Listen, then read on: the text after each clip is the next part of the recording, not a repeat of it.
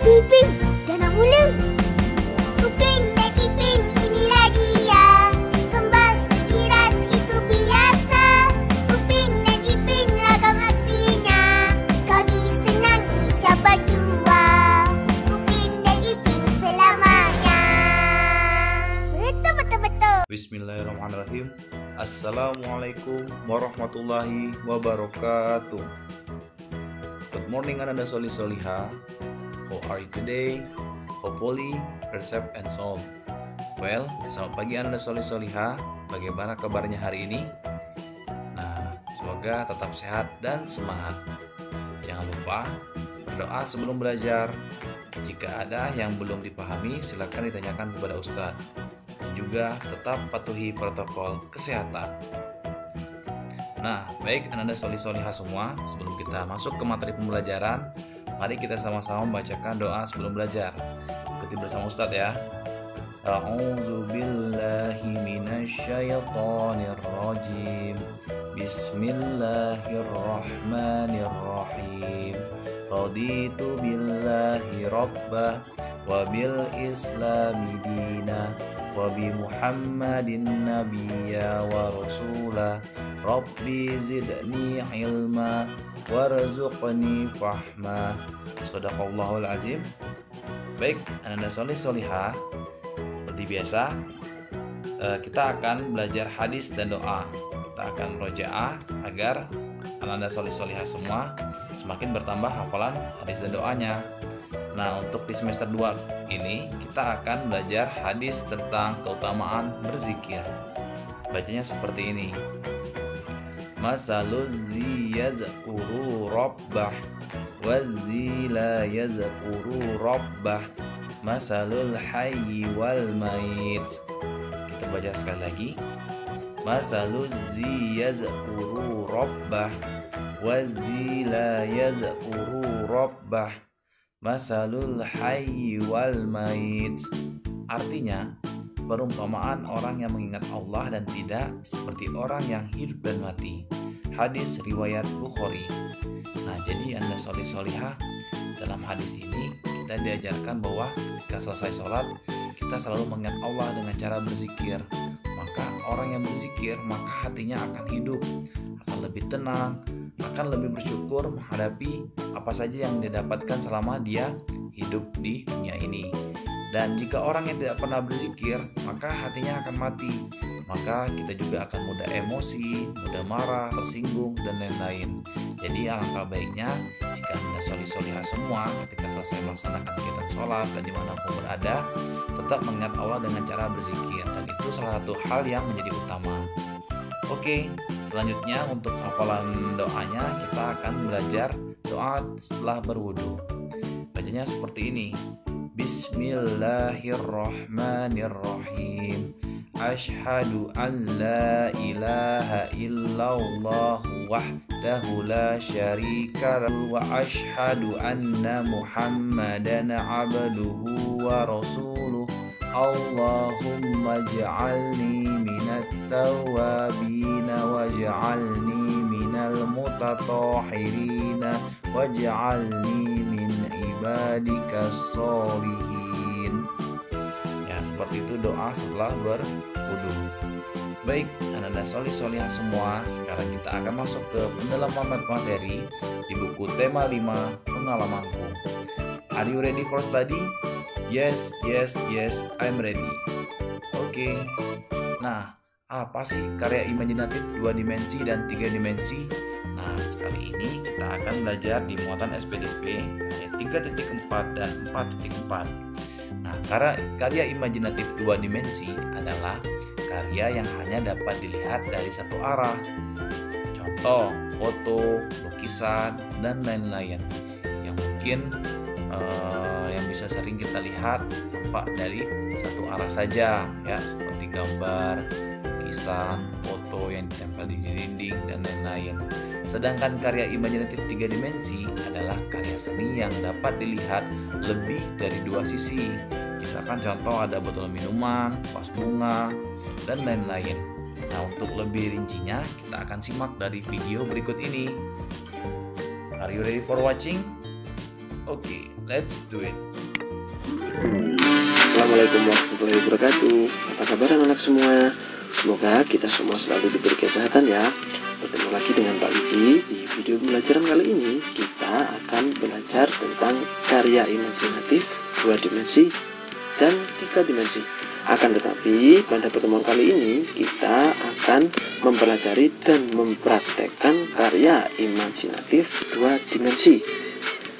Nah, anak-anak semua, sebelum kita mempelajari apa itu karya imajinatif 2 dimensi, pertama Mr. Widi akan bertanya terlebih dahulu, apakah anak-anak semua pernah menggambar benda dan mewarnainya?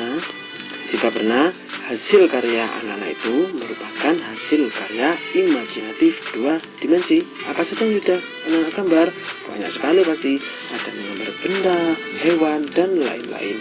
Lalu, apa itu yang dimaksud dengan karya imajinatif 2 dimensi?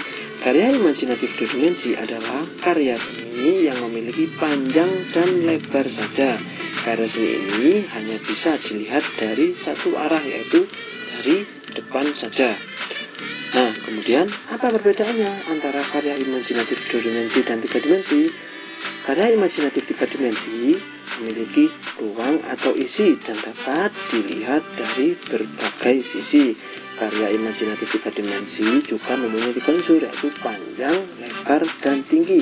Berbeda dengan karya imajinatif 2 dimensi tadi yang hanya memiliki panjang dan lebar saja.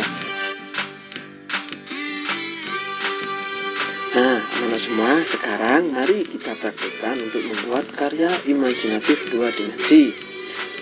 Pertama, anak-anak semua siapkan gambar yang sudah Mr. Widi sediakan di Google Classroom. Kemudian pilih warna yang kita sukai. Untuk alat warnanya bebas, bisa menggunakan krayon, pensil warna, ataupun yang lain. Nah, untuk kali ini Mr. Widi menggunakan krayon. Nah, sekarang mari kita pilih warna yang kita sukai. Pertama, mari kita warnai gambar gerabah ini dengan rapi, jangan sampai keluar dari garis ya. Nah, warnai gerabah ini sampai rata ya. Selanjutnya pilih warna yang lain. Nah,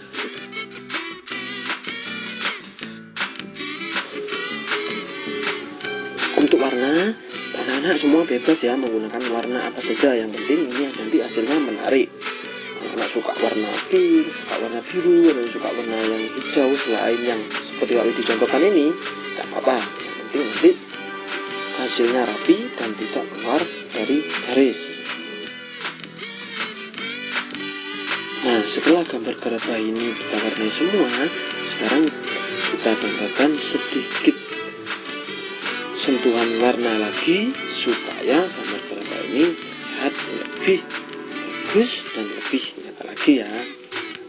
Untuk kali ini karena Pak Widi menggunakan warna orange, jadi Pak Widi akan memberikan warna orange lebih tua dari yang sudah ada ini supaya gambar gerabah ini terlihat lebih nyata dan lebih bagus lagi untuk dilihat. Nah, ini merupakan hasil gambar gerabah yang sudah Mr. Widi warnai tadi.